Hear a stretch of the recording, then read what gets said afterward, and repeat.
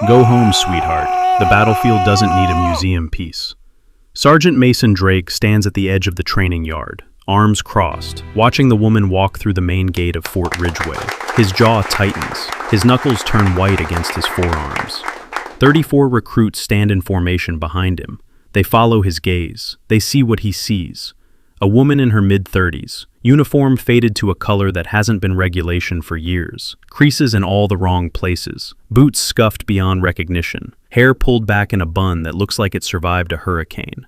She carries a single duffel bag over her shoulder, no insignia visible, no rank apparent, just another face walking onto a base full of young soldiers who have something to prove. Private Jamie Cole, 19 years old, leans toward the recruit beside him. "Who is that?" "Temporary instructor," someone whispers back. "Heard she's filling in for Captain Torres while he's on leave." With that uniform, she looks like she raided a thrift store. Laughter ripples through the formation, quiet at first, then louder. Drake doesn't stop it. The woman reaches the edge of the training yard. She sets her duffel down. Her eyes sweep across the recruits, taking in their faces one by one. No expression, no reaction to the snickering. A recruit in the second row cups his hands around his mouth. "Hey lady, the retirement home is 3 blocks east." More laughter. Drake takes a step forward. His boots crunch against the gravel. "So you're the replacement they sent us." He looks her up and down, making no effort to hide his disdain. "I asked for a qualified instructor. They sent me someone who looks like she hasn't seen a training yard since the Cold War." The woman says nothing. "What's your name?" "Ward." Her voice is level, calm. "Captain Ellen Ward." "Captain?" Drake's eyebrows rise. He turns to the recruits, spreading his arms wide. "You hear that? A captain. Walking around in a uniform that would get any of you smoked for a week straight." The recruits laugh harder now. Permission granted. "Where's your unit patch, Captain?" A recruit from the third row calls out. "Did it fall off somewhere between 1995 and now?" "Maybe she sewed it on wrong," another adds. "My grandmother could do better." Ellen's gaze shifts to the recruit who spoke. He's tall, broad shoulders, the kind of confidence that comes from never being tested. She holds his stare for exactly 2 seconds, then looks away. Drake moves closer. He's testing her, waiting for a reaction that will justify everything that comes next. "I've been training soldiers for 12 years, built warriors out of soft kids who showed up crying for their mothers. And now command sends me this?" He gestures at her uniform, at her posture, at everything about her that doesn't fit the polished image of Fort Ridgeway's elite training program. "What exactly are you supposed to teach them, Captain Ward? How to look defeated before the fight even starts?" Ellen picks up her duffel bag. She slings it over her shoulder. For the first time, she speaks more than one word. "I'm here to teach them what I survived." The laughter stops. Not because the words are impressive, not because they carry any obvious weight, but because of the way she says them. Flat, final, like she's reciting a fact that cannot be disputed. Drake's smile falters, just for a moment. Then it returns, harder than before. "Survived?" He steps closer, close enough that she can smell the coffee on his breath. "The only thing you look like you survived is a bad marriage and a worse career. This is a training base for future operators, not a support group for washed-up has-beens." A muscle twitches near Ellen's jaw, the only sign that anything he said landed. She walks past him without another word, toward the barracks, toward whatever room they've assigned her. Drake watches her go. His fists clench at his sides. Jamie Cole notices something odd, the way Drake's eyes follow her, not just with contempt, with something else underneath. Something that looks almost like fear, but that's ridiculous. What would a drill sergeant with 12 years of experience have to fear from a woman in a wrinkled uniform? Jamie shakes off the thought. Probably nothing. The afternoon sun beats down on Fort Ridgeway as Ellen steps into her temporary quarters. A small room, single bed, metal desk bolted to the wall, a window overlooking the training yard where recruits are now running drills under Drake's harsh commands. She drops her duffel on the bed, unzips it slowly. Inside, beneath folded clothes and standard-issue toiletries, something catches the light. A ribbon, blue and white, attached to a star-shaped metal that most soldiers will never see up close in their entire careers. Ellen's fingers brush against it. Her breathing changes. 4 counts in, 4 counts hold, 4 counts out. She zips the bag shut. Through the window, she can hear Drakey screaming at a recruit who stumbled during the obstacle course. His voice carries across the yard like artillery fire. You think the enemy is going to wait while you catch your breath? You think they're going to give you a participation trophy for showing up? Move faster or pack your bags. Ellen turns away from the window. She sits on the edge of the bed, hands resting on her knees. Her eyes are distant, fixed on something that isn't in this room, something that happened years ago, in a place that doesn't exist on any public map. If you're enjoying this story, hit that subscribe button now. Trust me, you don't want to miss what happens when these recruits discover who they've really been mocking. The next morning arrives gray and cold, 5:15 a.m. The recruits stand in formation, breath visible in the early air. Drakey paces in front of them, clipboard in hand. Today's physical assessment will determine your placement for the next 8 weeks, he announces. Top performers get priority selection for advanced courses. Bottom feeders get remedial training with Private Henderson's group. He pauses for effect. And nobody wants to be in Henderson's group. The recruits straighten their spines. Competition sharpens their eyes. Drakey glances toward the barracks. Our temporary instructor has graciously offered to participate in today's assessment. Show her how real soldiers perform.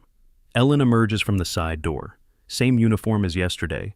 Same calm expression. She takes her place at the end of the formation, next to a recruit half her age. The young soldier looks at her sideways. Ma'am, are you sure you want to do this? The assessment is designed for people in the peak condition. I'm aware. It's just, some of these exercises are pretty intense. Even the younger guys struggle. Ellen doesn't respond. Her gaze is fixed forward, waiting. Drakey blows his whistle. First event, 2-mile run, standard pace. Anyone who falls behind gets disqualified. The recruits take off. Young legs pumping, fresh lungs working. They surge ahead in a pack, leaving Ellen behind within the first 30 seconds. Jamie Cole glances back.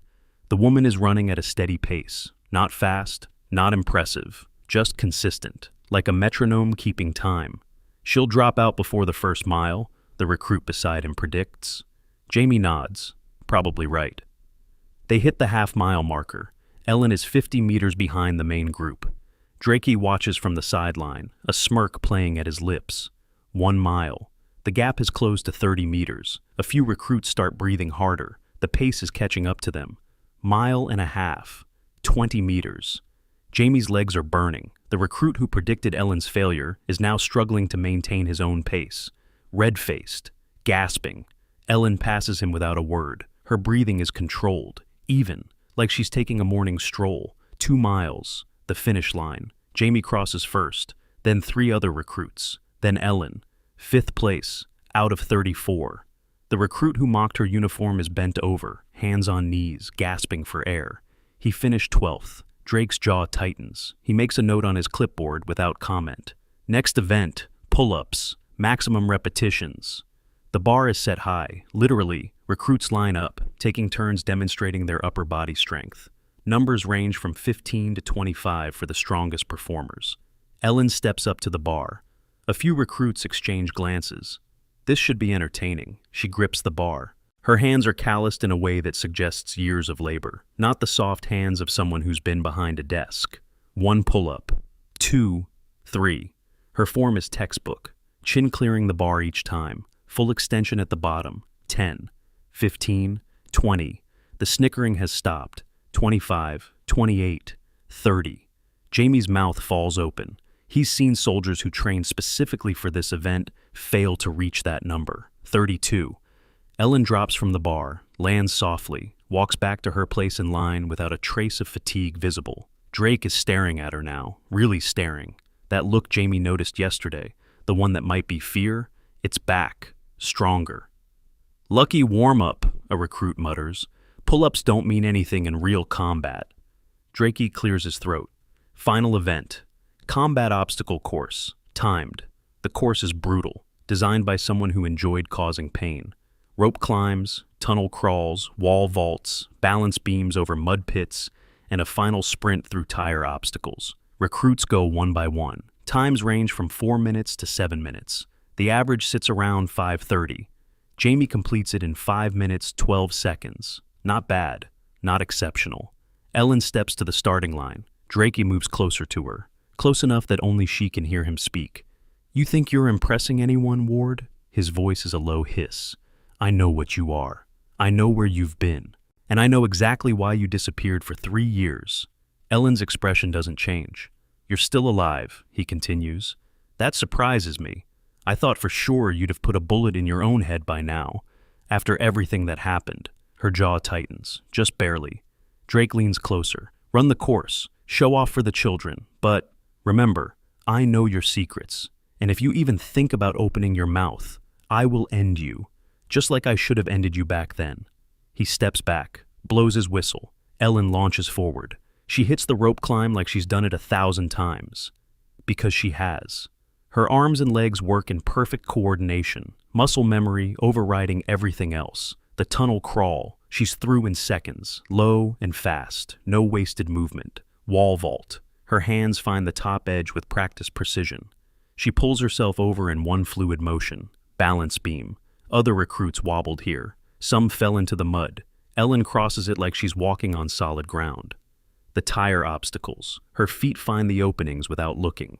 Left, right, left, right. A rhythm burned into her body from years of repetition. She crosses the finish line. 4 minutes, 18 seconds. The fastest time anyone has recorded on Fort Ridgeway's combat course in 3 years. Silence hangs over the training yard. Jamie stares at the woman in the outdated uniform, the one they called a museum piece, the one they told to go home. She's not breathing hard. She's not celebrating. She's just standing there, waiting for the next instruction. Drake's face has gone pale. He writes something on his clipboard. His hand is trembling slightly. "Assessment complete," he announces, his voice strained. "Dismissed for chow, 1500 hours, report to classroom 7 for tactical briefing." The recruits disperse, but they move differently now, glancing at Ellen with new eyes. Confusion, curiosity, the first seeds of doubt about everything they assumed. Jamie lingers, watching the woman walk toward the barracks, watching Drake watch her go. Something is wrong here, something that goes deeper than a temporary instructor with an outdated uniform. Jamie decides to find out what. The afternoon passes in a haze of classroom instruction and equipment maintenance, but Jamie can't focus. His mind keeps returning to the training yard, to the obstacle course, to the look on Drake's face. At 1700 hours, while most recruits head to the recreation center, Jamie slips away. He walks the long corridor that connects the main training facility to the administrative wing. The hallway is lined with photographs, decades of Fort Ridgeway history preserved in frames. Unit portraits, award ceremonies, graduation classes. Jamie walks slowly, scanning each image without knowing what he's looking for. And then he finds it. A large photograph mounted in a gilded frame, different from the others, more prominent. The plaque beneath it reads, "Operation Breachlight, Survivors." Jamie's eyes move across the faces in the photo. Soldiers in tactical gear, dust-covered, battle-worn. Most of them are men, but one is not. A woman stands in the center of the group, younger than she is now, harder. Her eyes carry a weight that the camera couldn't quite capture. The uniform she's wearing is the same outdated design that drew mockery yesterday.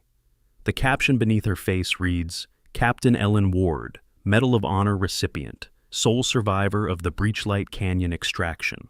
Jamie's blood runs cold. He reads the caption again, then again. The words don't change. Medal of Honor, the highest military decoration awarded by the United States. Given only for acts of valor above and beyond the call of duty. Given only to soldiers who have demonstrated extraordinary courage in the face of impossible odds. And they gave one to the woman they called Sweetheart. Jamie's hands are shaking. He pulls out his phone and searches for Operation Breachlight. The results are sparse. Most of the information is classified, but the fragments that exist paint a picture, a mission gone wrong, an ambush, 12 soldiers trapped behind enemy lines, a single extraction point that was compromised before they could reach it. 11 soldiers died that day. 1 survived. Captain Ellen Ward carried 2 wounded soldiers 3 miles through hostile territory. She held a defensive position alone for 4 hours while waiting for rescue. She neutralized multiple enemy combatants with limited ammunition and no support. And when the helicopters finally arrived, she was the only one still breathing. Jamie backs away from the photograph. His mind is racing. The woman they mocked, the woman they dismissed, the woman Drake threatened. She's a hero, no, more than that. She's a legend. Jamie runs, down the corridor, through the common area, into the barracks where the other recruits are settling in for the evening. "You need to see something," he gasps. "All of you. Now."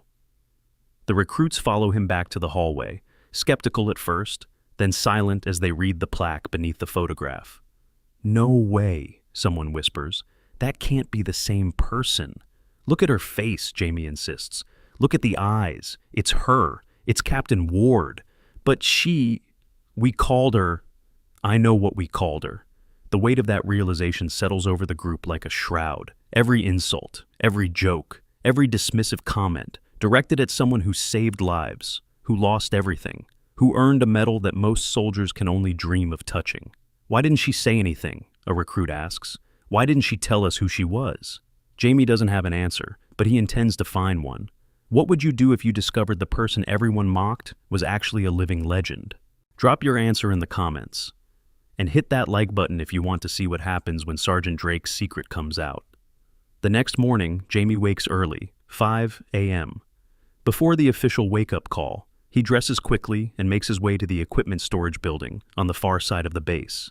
He's not sure why he's going there. Instinct, maybe, or the memory of seeing Ellen head in that direction yesterday evening. The storage building is quiet at this hour. Rows of shelving units stacked with gear.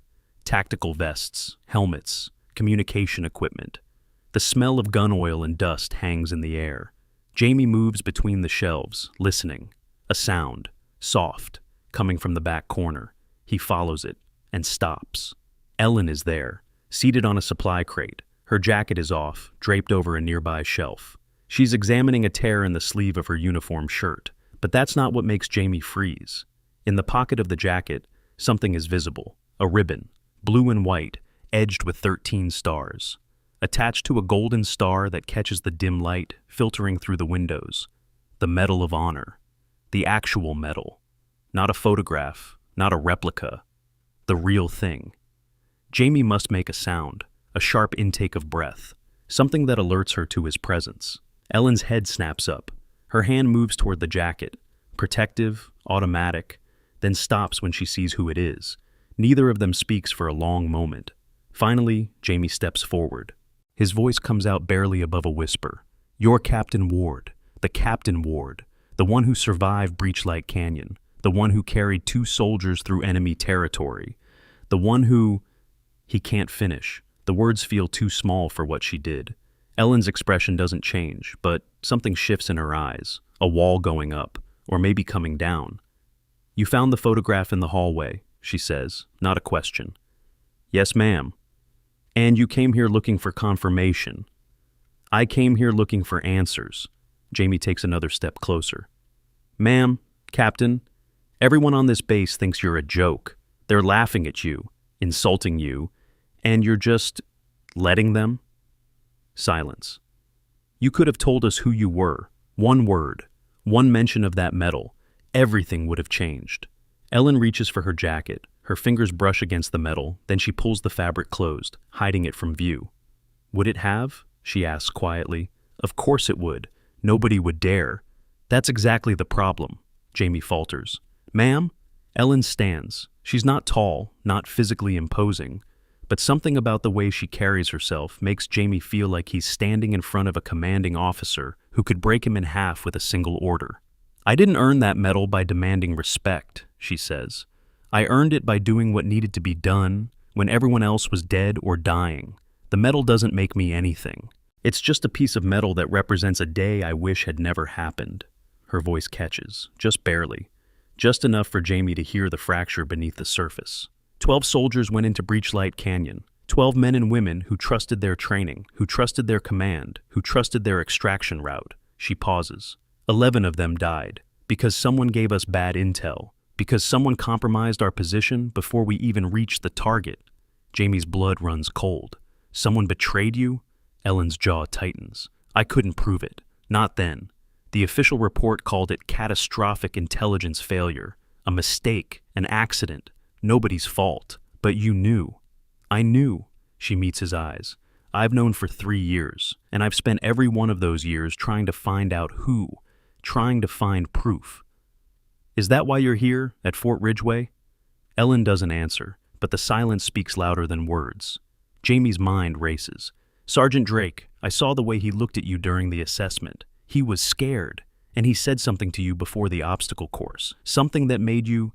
Private Cole. Her voice cuts through his speculation like a blade. You've already seen more than you should. Asked more than is safe. I need you to walk away from this.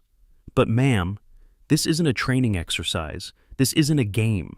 The people who killed my team are still out there, still in positions of power, still protected by the same system that buried the truth 3 years ago. She steps closer. Her eyes bore into his. If you keep digging, you will become a target, and I have already lost too many people to let another one die because of me. The words hang in the air between them, heavy with grief, heavy with warning. Jamie swallows hard. You didn't crave those deaths, ma'am. The people who betrayed you did. I know. Her voice softens. But knowing doesn't bring them back. Nothing brings them back. She picks up her jacket, pulls it on slowly. The metal disappears beneath the fabric. I'm asking you one more time, she says. Walk away. Forget what you saw. Let me handle this alone. Jamie wants to agree, wants to be the obedient private who follows orders without question. But he can't. Ma'am, with respect, I don't think you should have to. Ellen studies him for a long moment. Something flickers in her expression, surprise, maybe, or something deeper. You remind me of someone, she says finally, someone who died in that canyon because he refused to leave my side. I'm sorry. Don't be. He was the bravest soldier I ever knew. She pauses. And I couldn't save him either. She turns toward the door, stops, speaks without looking back. If you're determined to involve yourself in this, then watch Drake. Watch who he talks to. Watch where he goes when he thinks no one is looking. Yes, ma'am. And private, ma'am? Don't trust anyone who asks questions about me, no matter what rank they wear. She walks out. The door swings shut behind her. Jamie stands alone in the storage building. The smell of gun oil surrounds him. The weight of everything he's just learned presses down on his shoulders. A Medal of Honor recipient. A betrayed mission. A sergeant with something to hide. And somewhere in this base, a traitor who got away with murder. The morning of the third day begins like any other. Wake-up call at 5:30 a.m. Formation at 6, breakfast at 7, training at 8. But nothing feels the same. Jamie watches Drakey with new eyes now. Every command, every correction, every glance toward Captain Ward. He catalogs it all, searching for patterns. The other recruits have started talking. Word spread about the photograph in the hallway, about the Medal of Honor, about the woman they called Sweetheart. Nobody laughs at her anymore. They don't know what to say instead. Drakey notices the change. His jaw clenches tighter with each passing hour. His corrections become harsher, his patience thinner. During the afternoon tactical session, he assigns Ellen to demonstrate close-quarters combat techniques. A test, Jamie realizes. A chance to humiliate her in front of everyone. Show us how they taught you to fight in the old days, Drakey says, gesturing toward the training mat. I'm sure the recruits would love a history lesson. Ellen steps onto the mat without comment. She stands in a neutral stance, waiting. Who wants to volunteer as her opponent? Drake scans the recruits. His eyes land on the largest one in the group. Private Morrison, you're up. Morrison is 6'4", 230 pounds. A former collegiate wrestler who made his physical dominance known from day one. He steps onto the mat with visible confidence. A smirk plays at his lips. Try not to hurt me, Grandma. Ellen says nothing. Drakey blows his whistle. Morrison lunges forward, fast for his size, hands reaching for a grappling hold. Ellen moves, not fast, precise. Her body shifts 2 inches to the left. Her hand catches Morrison's wrist. Her hip turns. Morrison flies through the air. He lands on his back with a thud that echoes through the training facility. The breath explodes from his lungs. His eyes go wide with shock. Ellen releases his wrist, steps back, returns to her neutral stance. Total elapsed time, less than 3 seconds. The recruits stare in silence. Morrison scrambles to his feet. His face is red, embarrassment mixing with anger. Lucky throw. I wasn't ready.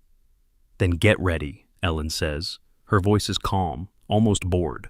Morrison attacks again, harder this time, committed. Ellen's response is different, a block, a redirect. A controlled movement that sends Morrison face first into the mat with his arm twisted behind his back, at an angle that makes several recruits wince. She holds him there for exactly 1 second, then releases. Morrison doesn't get up immediately. He lies on the mat, breathing hard, processing what just happened. Jamie watches Drake's face. The sergeant's expression has gone completely blank, a mask hiding something volatile beneath. "Thank you for the demonstration, Captain Ward." Drake's voice is tight, controlled. "Recruits dismissed for the day. Report to the mess hall at 1800 hours. The recruits disperse, but their eyes keep drifting back to Ellen, back to the woman who just dismantled their largest colleague like he was made of paper. Jamie hangs back, watching. Drake approaches Ellen. His movements are stiff, deliberate. He speaks in a low voice that Jamie can barely hear. "You're making a mistake, Ward. Showing off, drawing attention." Ellen's response is too quiet to catch. "You think these kids are going to protect you? You think knowing your name means anything?" Drake leans closer. "I buried you once. I can do it again." Jamie's blood turns to ice. Buried her once. The words echo in his mind, connecting to everything Ellen said in the storage building. About betrayal, about compromised positions, about 11 soldiers who died because someone fed their enemies information. Drakey steps back. His face rearranges itself into a professional mask. He walks away without another word. Ellen stands alone on the training mat. Her fists are clenched at her sides. Her breathing has changed. 4 counts in, 4 counts hold, 4 counts out. Jamie approaches cautiously. "Ma'am, are you all right?"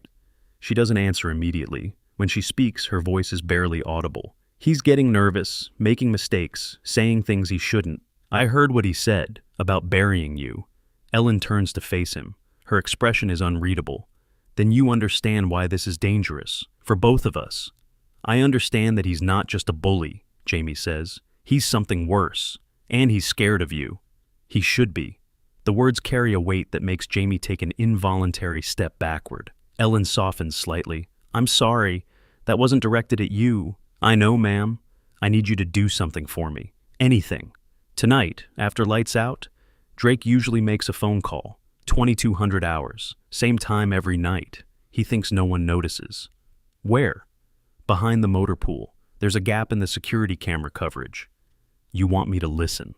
I want you to remember. Names, dates, anything that sounds like a code or a reference to something classified." She pauses. "Can you do that without getting caught? I'll figure it out. Don't be a hero, Private. Heroes end up in photographs on hallway walls." She walks away before he can respond. Jamie stands alone in the empty training facility. The weight of what he's agreed to settles over him like a second skin. Tonight, 2200 hours, behind the motor pool. Whatever Drake is hiding, Jamie is about to find out. The hours crawl by. Dinner, evening formation, lights out at 2100 hours. The barracks fall silent around Jamie as his fellow recruits drift into sleep. He lies in his bunk, watching the minutes tick by on his watch. 21:30, 21:45. At 21:55, he slips out of bed, pulls on dark clothes, moves through the barracks on silent feet. The night air is cold. The base is quiet. Security lights cast pools of illumination across the pathways, leaving shadows between them. Jamie sticks to the shadows. The motor pool is 300 meters from the barracks, a collection of vehicles and maintenance equipment surrounded by chain-link fence. Security cameras cover the main entrances, but there's a gap. Just like Ellen said, Jamie finds it, a narrow space between 2 storage containers where the camera angles don't quite overlap. He presses himself into the darkness and waits. 2200 hours, footsteps, coming from the east. Drake appears. He's changed out of his uniform. Civilian clothes, a baseball cap pulled low over his eyes. He moves with the practiced stealth of someone who's done this many times before. He stops behind the motor pool, pulls out a phone, dials. Jamie can't see the screen, can't hear the ringing, but he can hear Drake's voice when the call connects. "It's me. We have a problem." A pause. The other voice is too quiet to make out. "Ward is back. The actual Ellen Ward. At my base. As a temporary instructor." Another pause. "No, I don't know why. Command says it's a routine assignment, but nothing about her is routine. You know that better than anyone." Jamie's heart is pounding so loud he's afraid Drakey will hear it. She knows something. I can see it in her eyes. 3 years of silence, and now she shows up here. That's not a coincidence. The voice on the other end speaks longer this time. Drake's expression darkens as he listens. I can't just eliminate her. Not like last time. She's too high profile now. Too many people asking questions. If she disappears from my base, they'll investigate. Last time. The words hit Jamie like a physical blow. Last time. There was a last time. Drake tried to kill her before. Then what do you suggest? Drake's voice is sharp, frustrated. I've spent 3 years rebuilding my career. 3 years pretending Breachlight never happened. If she starts talking, a longer pause. Spectre 9? You want to activate a network protocol over one woman? Jamie memorizes the designation. Spectre 9. A code name, a network. Something bigger than one sergeant with a secret. Fine, but if this goes wrong, I'm not taking the fall alone. You promised me protection. You promised me a future. I did what you asked at Breachlight. I gave them the extraction coordinates. I watched them die. Jamie's breath catches in his throat. There it is. The confession. Drake gave the enemy the coordinates. Drake betrayed his own soldiers. Drake is responsible for 11 deaths, and he just admitted it out loud. I'll handle Ward, Drake continues, but I need that protection in place before I make a move. 24 hours. That's all I'm asking. The call ends. Drake stands in the darkness for a long moment, staring at his phone. Then he turns. His eyes sweep across the shadows. Searching. Suspicious. Jamie presses himself deeper into the gap between containers. He stops breathing. His muscles freeze. Drake's gaze passes over his hiding spot, lingers for a heartbeat, then moves on.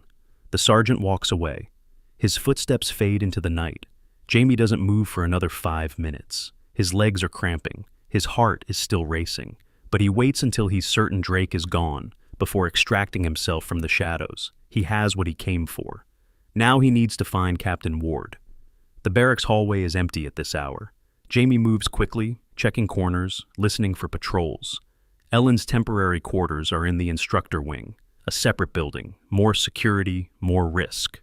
But Jamie doesn't hesitate. He finds her door, knocks softly, 3 quick taps. The door opens almost immediately. Ellen is fully dressed, alert, like she was expecting him. Come in, quickly. He slips inside. The door closes behind him. What did you hear? Jamie relays everything. The phone call, the confession, Spectre 9, the 24-hour timeline. Ellen listens without interrupting. Her face reveals nothing.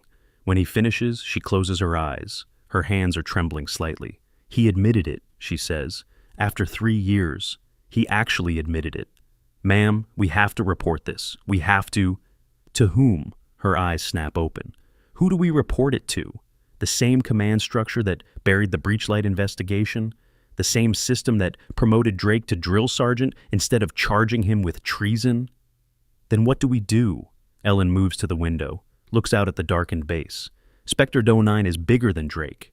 Bigger than this base. It's a network embedded in the military intelligence community, selling secrets, compromising operations, getting people killed. She turns back to face him. Drake is just a foot soldier. The real enemy is whoever he called tonight, whoever promised him protection. So we go after them. We can't, not yet. We don't have enough evidence. We have his confession. Your word against his. A private who was out of his bunk after lights out, eavesdropping on a drill sergeant. She shakes her head. They'll court-martial you before they even investigate him. Jamie's frustration boils over. Then what? We just let him walk? Let him keep training soldiers while he sells their lives to the highest bidder? No, Ellen's voice is ice.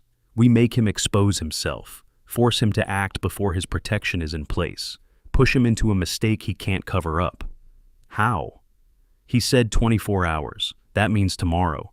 He's going to make a move against me, try to discredit me, or worse. And you're just going to let him?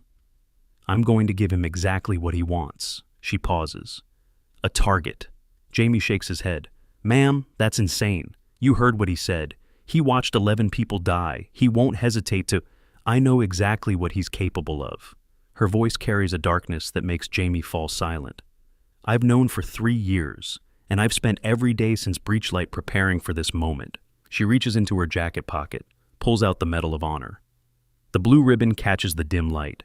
This medal represents the worst day of my life, the day I lost everyone I cared about, the day I learned that the enemy wasn't just on the other side of the battlefield. She holds the medal in her palm, studies it, but it also represents a promise.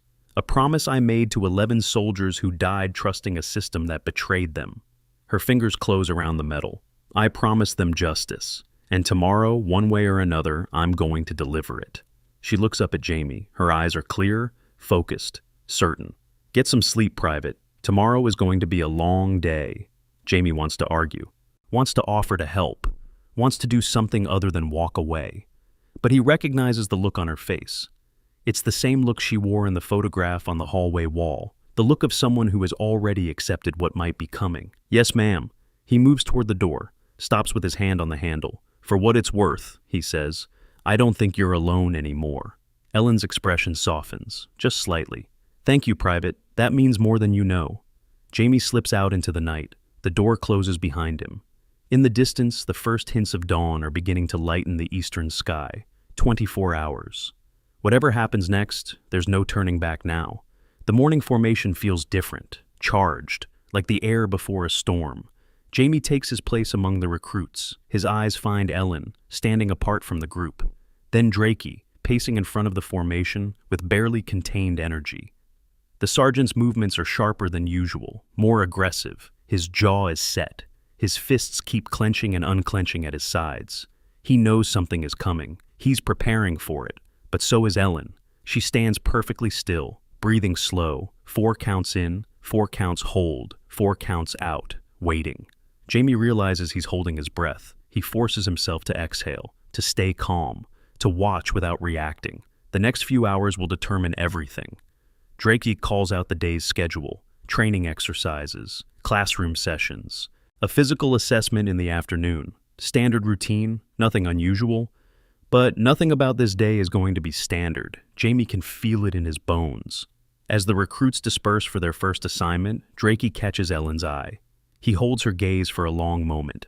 Then he smiles. It's not a friendly smile, not even a confident one. It's the smile of someone who has made a decision, someone who has nothing left to lose.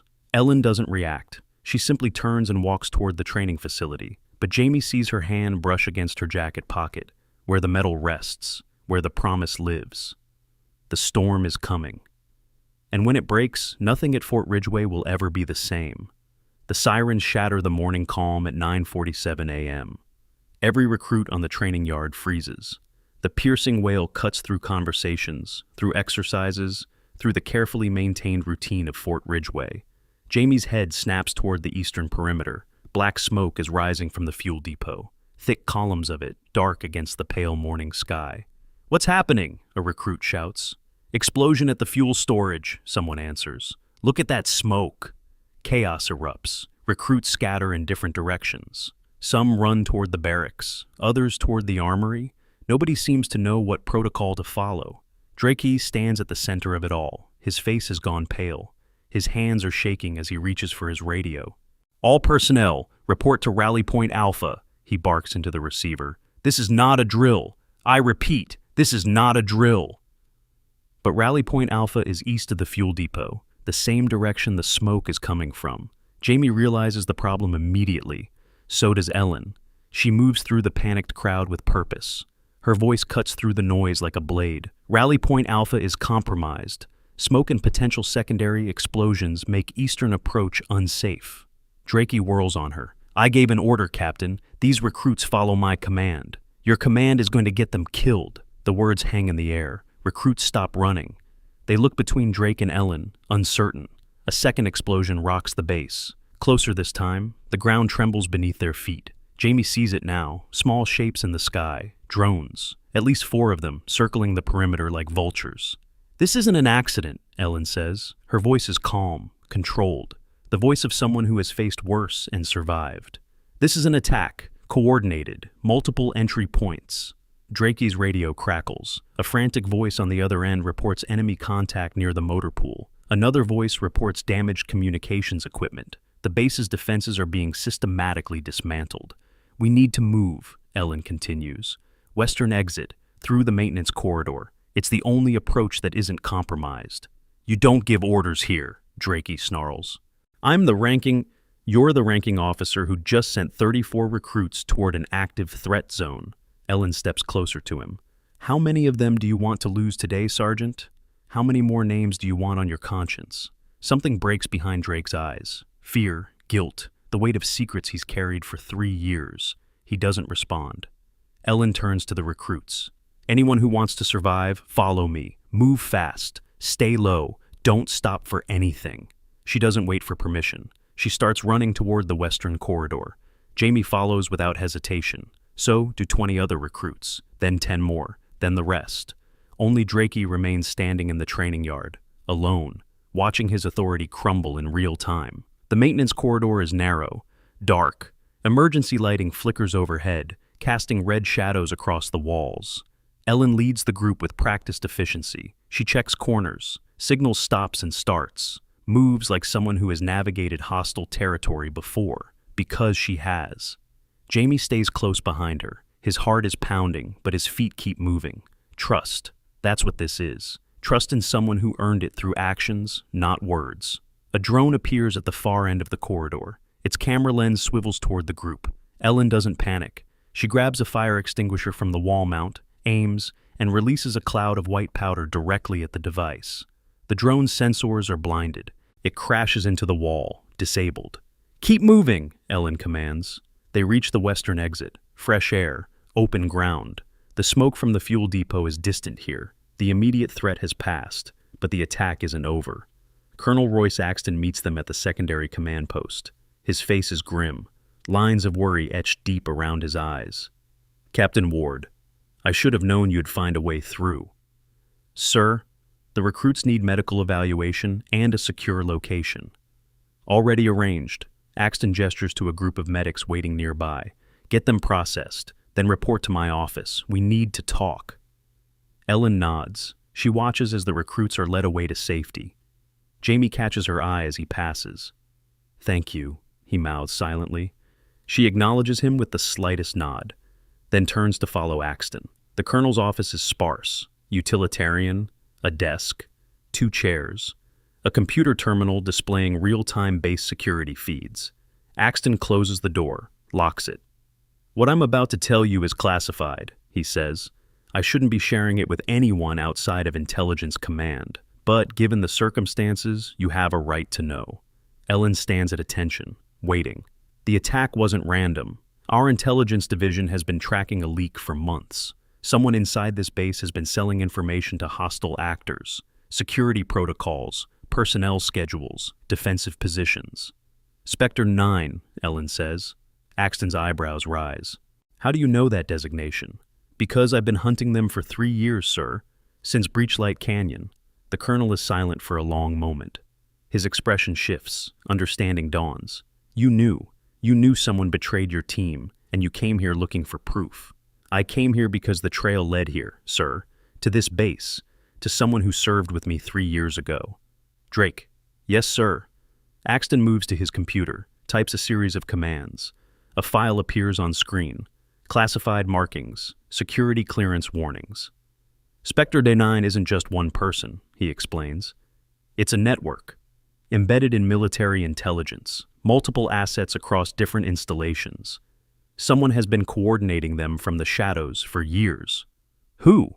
Axton pulls up another file, a photograph, a man in his 50s, distinguished, decorated, the kind of face that belongs on recruiting posters. Lieutenant Colonel Harrison Mercer, former intelligence liaison, officially transferred to a classified posting 2 years ago. Unofficially, he pauses. His records have been systematically erased, like he never existed. Ellen stares at the photograph. Her hands clench into fists. "Mercer gave the orders at Breachlight," she says quietly. "He planned the extraction route. He knew exactly where we would be and when. And he fed that information to the enemy. Yes, sir. Can you prove it? Not yet. But Drakey can. He was Mercer's contact on the ground. He's the one who transmitted our coordinates." Axton leans back in his chair. "That's a serious accusation, Captain. Drake has 12 years of service, commendations, a spotless record. His record is built on the graves of 11 soldiers, sir. My soldiers." The words carry a weight that fills the room. Axton doesn't argue. "What do you need?" "Time. And an opportunity. Drake is scared. The attack today wasn't just about damaging the base. It was about creating chaos. Cover for something else. You think he's gonna run. I think he's going to try to eliminate the only witness who can connect him to Breachlight. Ellen meets Axton's eyes. Me. The colonel considers this, then nods slowly. I'll have security increase patrols around the base, but I can't arrest Drake without evidence, not with his connections. I don't need you to arrest him, sir. I need you to give him enough rope to hang himself. How? Announce that base lockdown will lift at 2200 hours tonight. All personnel free to move, no restrictions. That's insane. After an attack, it's bait, sir. Drake needs to contact his handlers, needs to report. If he thinks the lockdown is lifting, he'll make his move. And you'll be waiting. I've been waiting for 3 years, sir. A few more hours won't matter. Axton studies her face. Whatever he sees there convinces him. 2200 hours. Lockdown lifts. He pauses.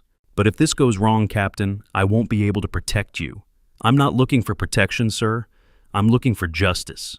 She turns toward the door. Captain Ward. She stops, looks back. For what it's worth, I read the classified report on Breachlight. The real one, not the sanitized version they released to the public. Ellen waits. What you did that day, carrying 2 wounded soldiers through 3 miles of hostile territory, holding a position alone for 4 hours. Axton's voice softens. That medal you earned isn't just a piece of metal. It's proof that some people are exactly who they claim to be. Thank you, sir. Don't thank me yet. Thank me when Drake is in custody and Mercer's network is exposed. Ellen nods once, then walks out into the corridor. The clock is ticking. The hours pass slowly. The base remains on high alert. Damage assessment teams work through the afternoon, cataloging the destruction from the morning's attack. 3 buildings damaged, 2 vehicles destroyed. No casualties, thanks to the evacuation that Ellen led. Jamie finds her at 1800 hours, standing alone near the memorial wall. She's looking at the photographs, the faces of soldiers who served and sacrificed. Ma'am? Private Cole, shouldn't you be with the others? I wanted to check on you. He hesitates. And to ask what happens next. Ellen doesn't turn away from the photographs. Tonight, Drake is going to make a mistake. The kind that can't be covered up or explained away. How do you know? Because I've given him no other choice. She finally looks at Jamie. 3 years ago, I survived Breachlight Canyon. I crawled through dust and debris while my team died around me. I carried 2 soldiers on my back until my spine felt like it would snap. I held a defensive position with 6 rounds of ammunition and a broken radio. Her voice doesn't waver, but something in her eyes shifts. Deeper, darker. And the whole time I kept asking myself one question. How did they know? How did the enemy know exactly where we would be? The extraction point was classified. Need to know only. There were only 3 people with access to that information. You, Drakey, and Mercer. Yes, and Mercer was safely behind a desk, 300 miles away, which meant either the enemy got impossibly lucky, or someone on my team sold us out. Jamie processes this. You've known since the beginning, since the day it happened. I suspected, but suspicion isn't proof, and proofs is the only thing that matters when you're accusing a fellow soldier of treason. So you waited. You let everyone think you were broken, washed up, a has-been in an outdated uniform. I let them underestimate me. It's the oldest tactical advantage in the book. A ghost of a smile crosses her face. People reveal their true nature when they think no one is watching. When they think they're dealing with someone who can't fight back. And Drake revealed his. He revealed enough. Tonight, he'll reveal the rest. Jamie straightens his spine. What can I do to help? Stay with the other recruits. Keep them calm. Whatever happens after 2200 hours, they're going to have questions. They're going to be scared. And you want me to tell them the truth.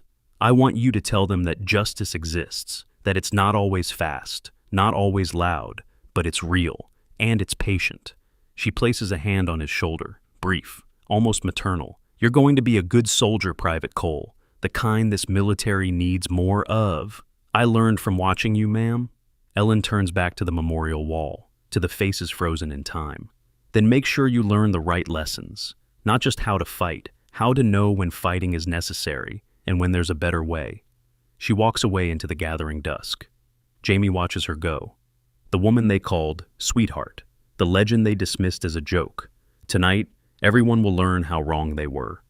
This story is reaching its climax. If you wanted to see Drakey face justice and discover the full truth about Spectre 09, hit that subscribe button right now and share this video with someone who loves a good military drama with a powerful ending.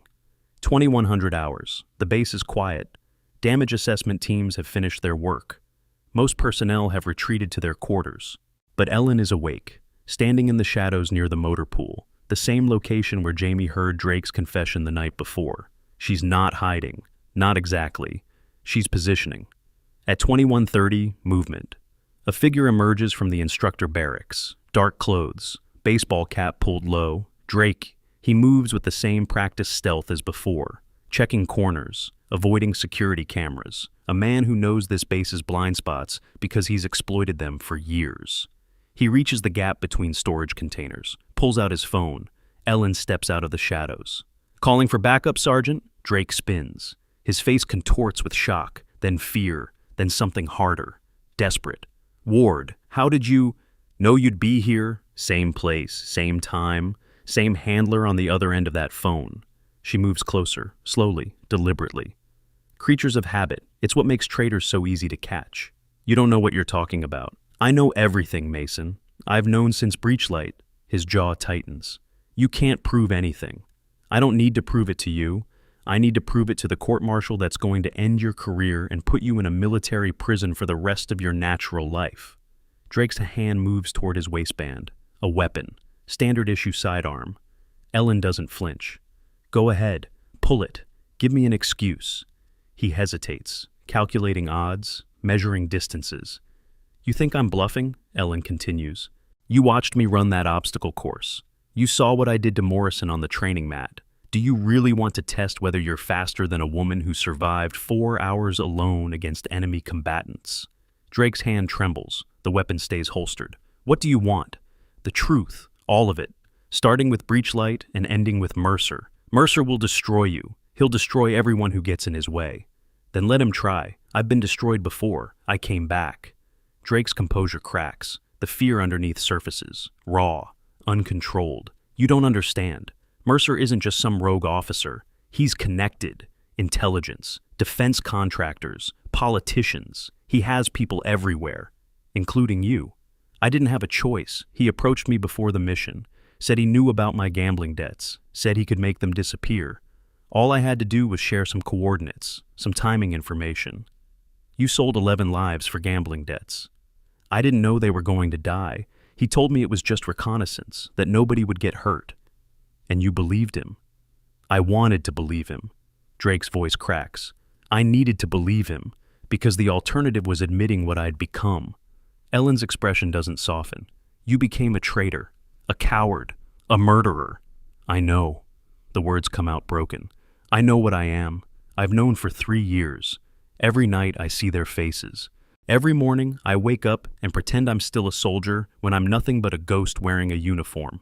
Then stop pretending. Tell me where Mercer is. Tell me how the network operates. Give me something I can use to bring him down. Drake shakes his head. If I talk, he'll kill me. He's killed others who tried to leave. Made it look like accidents, suicides, training mishaps. And if you don't talk, I'll make sure you spend the rest of your life in a cell where he can't reach you anyway. Ellen's voice hardens. Choose, Mason. Prison or a grave. Those are your only options now. The moment stretches. Drake's shoulders sag. The fight drains out of him. There's a file, on my personal computer, encrypted. It contains everything. Names, dates, operations, Mercer compromised, money transfers, communication logs. Why would you keep something like that? Insurance, in case he ever decided I was a liability. A bitter laugh escapes him. Turns out I was right to be paranoid. The password. Breachlight. One word. No spaces. Ellen processes this. The code name of the mission that destroyed her team. The mission that created this entire nightmare. Drakey's chose it as his encryption key. You're sick, she says. I'm surviving. Same as you. No. Ellen steps closer. Close enough that he can see the cold fury in her eyes. Not the same as me. I survived by holding the line. You survived by selling out the people holding it with you. Footsteps. Multiple sets. Approaching from different directions. Drake's head snaps toward the sound. Military police. 6 of them. weapons drawn, Colonel Axton leading the formation. Sergeant Mason Drake, you're under arrest for espionage, treason, and conspiracy in the deaths of 11 service members during Operation Breachlight. Drakey doesn't resist. He stands hollow-eyed as the MPs secure his hands behind his back. "The file," he says, looking at Ellen one last time. "Use it. Burn them all." They lead him away into the night. Axton approaches Ellen. "You got him." "I got a foot soldier. Mercer is still out there." "Not for long. With Drake's testimony and whatever's on that computer, we'll have enough for federal warrants." Federal warrants take time. Mercer will disappear before they're processed. Then we move faster. Axton places a hand on her shoulder. "You've done your part, Captain. Let the system handle the rest." Exhaustion is finally catching up with her. 3 years of hunting. The chase has reached its first real milestone. "Yes, sir. Get some rest. Tomorrow we debrief properly." She nods, turns to walk back toward the barracks. "Captain Ward, the recruits who followed you during the attack, they've been asking about you. Tell them I'm fine. I think they'd rather hear it from you." Ellen considers this. The young soldiers who mocked her 3 days ago. They followed her through fire, trusted her with their lives. Maybe she owes them more than silence. The morning after Drake's arrest, the base gathers for emergency formation. Every recruit, every instructor, every officer available. Colonel Axton stands at the front. "Last night, Sergeant Mason Drake was taken into custody. The charges are serious. Espionage, treason, accessory to the deaths of 11 service members during a classified operation 3 years ago." Murmurs ripple through the formation. Shock, disbelief. "I understand this is difficult to process. A man some of you respected has been revealed as something very different." Axton's gaze sweeps across the assembled soldiers. "But I want you to understand how justice came to Fort Ridgeway." He gestures toward the edge of the formation. "Captain Ellen Ward, step forward." Ellen emerges from the crowd. Fresh uniform, proper insignia, rank visible. 3 days ago, this woman arrived at our base. Some of you mocked her appearance. Some of you called her names I won't repeat in formal assembly. The recruits shift uncomfortably. Several faces turn red with shame. What none of you knew was that Captain Ward is one of the most decorated soldiers in recent military history. Medal of Honor recipient, sole survivor of Operation Breachlight. A woman who carried 2 wounded soldiers through 3 miles of hostile territory and held a defensive position alone for 4 hours. Silence, complete and absolute. She came here to catch the man responsible for killing her team, and she succeeded. Axton withdraws a small box from his jacket. "Captain Ward, 3 years ago, your Medal of Honor was presented in a private ceremony. Classified. Today, I'm authorized to formally acknowledge your decoration in front of the soldiers you helped save." He opens the box. The blue ribbon gleams in the morning light. Leadership, courage, integrity, the qualities we train for but can never truly teach. Ellen takes the medal. Her hands are steady, but her eyes glisten. "Captain Ward, is there anything you'd like to say?" She turns to face the assembled soldiers. 3 years ago, I lost 11 soldiers, 11 friends, 11 brothers and sisters who trusted me to bring them home. Her voice doesn't waver, but it carries a weight that silences even the wind. I couldn't save them. That failure has haunted me every day since. She pauses. But I made them a promise. Standing alone in that canyon, surrounded by the bodies of people I loved, I promised that their deaths would not be meaningless. She holds up the medal. This decoration doesn't belong to me. It belongs to them. To every soldier who gave everything in a mission doomed from the start. Her eyes find Jamie in the crowd. "You asked me once why I didn't tell you who I was, why I let you mock me." Jamie swallows hard. The answer is simple. Respect earned through revelation isn't respect. It's fear. I wanted you to follow me because you recognize something worth following. She looks across the formation. Yesterday you did. You followed me through fire. Not because anyone ordered you to. You followed because you chose to trust someone who had earned it. She places the medal back in its box. That's the only kind of leadership that matters. Built on actions, not words. On sacrifice, not self-promotion. She snaps to attention, salutes the formation. To the soldiers of Fort Ridgeway, you have what it takes. Don't let anyone make you forget what you learned these past 3 days. One by one, the recruits salute back. Jamie first, then the entire formation. 34 hands raised in unison, honoring a woman they once called sweetheart. Formation dismissed. The soldiers disperse, but they move differently now. Straighter spines, higher chins. Jamie approaches Ellen. "Ma'am, what happens now?" The investigation continues. Drake's files are being analyzed. Warrants are being prepared. And Mercer? Still out there, still dangerous. So it's not over. No, Private, but the first step has been taken. Sometimes that's the hardest part. Will you stay at Fort Ridgeway? For now, there's still work to do here. And after? After, I go wherever the mission takes me. She extends her hand. Jamie shakes it. You did good work, Private Cole. Keep your eyes open. The military needs people who aren't afraid to see what's really in front of them. Yes, ma'am. Captain Ward? She pauses, looks back. I'm glad you survived breach light. I'm glad I got to serve with you. Something softens in her expression. So am I, Private. She walks away into the morning light. 3 days later, the formal investigation produces results that shake military intelligence to its core. Drakey's encrypted files contain documentation of 17 compromised operations over 5 years. Names of assets exposed, missions sabotaged, soldiers killed because someone in their chain of command sold them out. Federal warrants are issued. Arrests are made across 4 installations.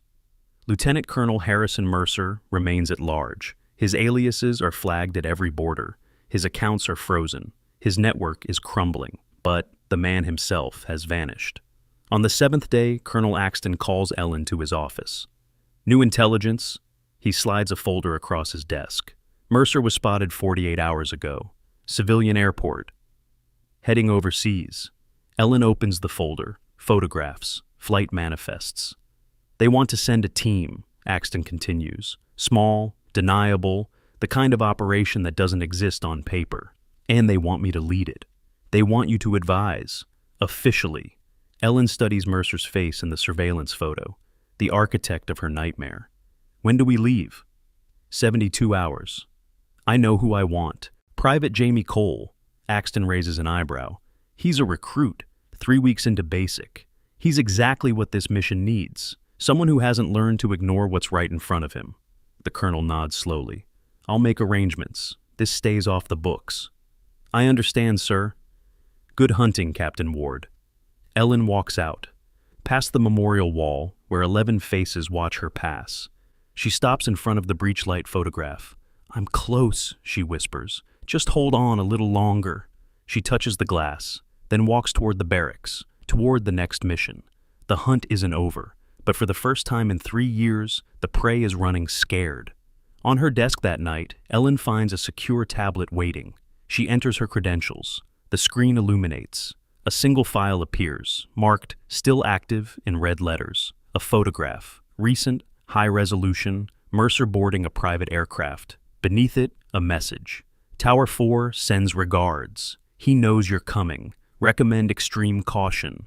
Assets in place, awaiting your command. Tower 4. A designation she hasn't heard in 3 years. Someone who was supposed to be dead. She closes the file. Through her window, stars scatter across the darkness like promises waiting to be kept. Justice isn't loud, she says quietly. It's patient. She turns off the light. Tomorrow the hunt continues, and this time she won't be hunting alone. Every soldier carries a story that few ever hear. Listen with your heart. Thank you for staying and watching. Subscribe to MVB Story for more.